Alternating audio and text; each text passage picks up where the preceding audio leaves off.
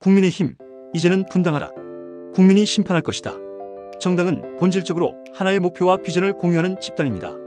같은 길을 향해 가지만 그 과정에서 방법과 전략은 다를 수 있습니다. 그래서 정당 안에는 다양한 목소리가 존재할 수 있고 오히려 그 다양성이 힘이 되기도 합니다. 하지만 그 다양성은 최종적인 목적지가 같다는 전제가 있을 때만 가치가 있습니다. 목적지가 같기에 논쟁은 풍성한 대안으로 발전하고 내부 경쟁은 더 나은 비전으로 숙성됩니다. 그러나 지금의 국민의힘은 다릅니다. 목적지 자체가 완전히 다르고 서로 다른 종착지를 향해 가는 사람들이 한 지붕 아래 억지로 모여있는 모습입니다. 이대로라면 더 이상 정당이라 부를 수 없는 이름만 같은 동거 집단일 뿐입니다. 국민의힘은 여전히 탄핵의 강을 건너지 못하고 있습니다.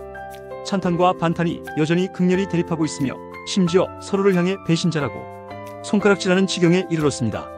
정당이 과거의 상처를 봉합하지 못하고 과거 사건을 기준으로 분열을 계속한다면 미래의 비전을 제시할 수 없습니다. 정치는 미래를 설계하는 일이지 과거에 얽매여 복수와 증오를 이어가는 일이 아닙니다. 하지만 지금의 국민의힘은 과거를 붙들고 서로를 공격하는 집단으로 전락했습니다. 이런 상태에서 대한민국의 보수를 책임지겠다고 말할 수 있겠습니까? 최근 조갑제닷컴 대표가 제기한 보수신당론은 단순한 제스처가 아닙니다. 그는 불법 계엄을 옹호하고 부정선거 음모론에 동조하는 것은 자유민주주의를 위협하는 위헌적 행위라고 지적하며 국민의힘이 극우 세력의 손에 장악된 현실을 비판했습니다. 특히 그는 국민의힘은 극우의 힘, 국민의 적이 되려 한다며 한국 보수가 격에 맞는 새로운 보수당을 창당해야 한다고 주장했습니다. 이는 단순한 극단적 의견이 아니라 오랫동안 한국 보수 진영을 지켜본 원로 논객의 탄식이자 선언입니다.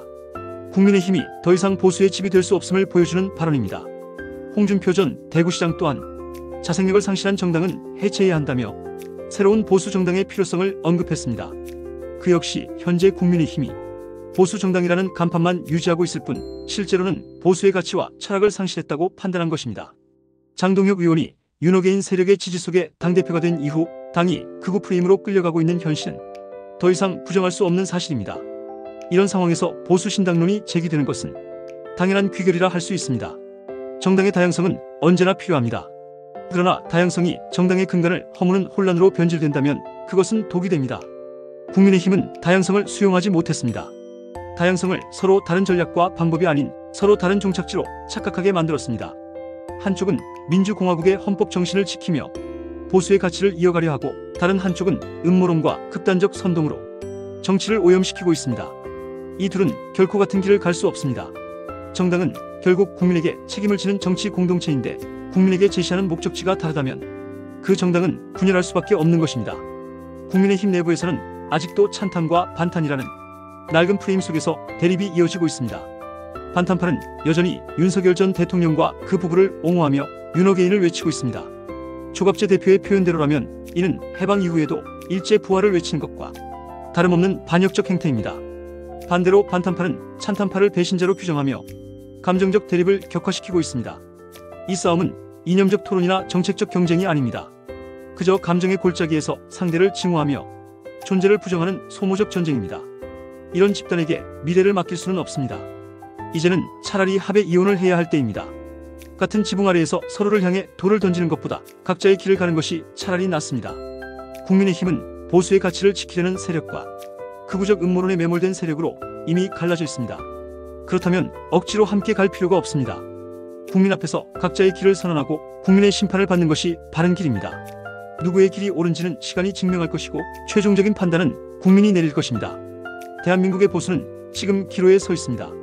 진정한 보수는 헌법과 자유민주주의를 수호하며 국가의 안정과 번영을 위해 책임을 지는 정치 철학입니다. 하지만 지금의 국민의힘은 그 길을 포기했습니다. 계파 싸움과 음모론, 극단적 대립 속에서 스스로의 존재 이유를 무너뜨리고 있습니다. 이런 정당은 더 이상 국민에게 신뢰받을 수 없습니다.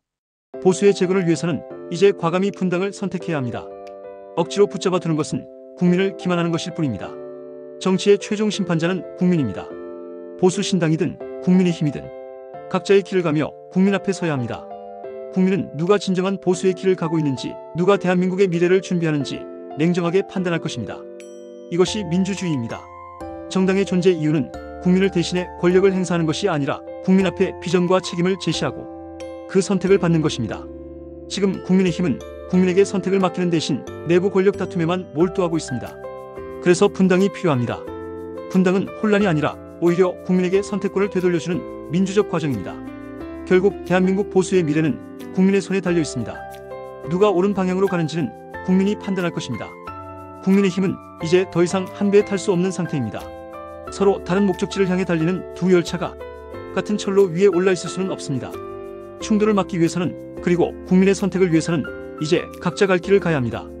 그것이 보수를 위한 길이고 대한민국을 위한 길입니다.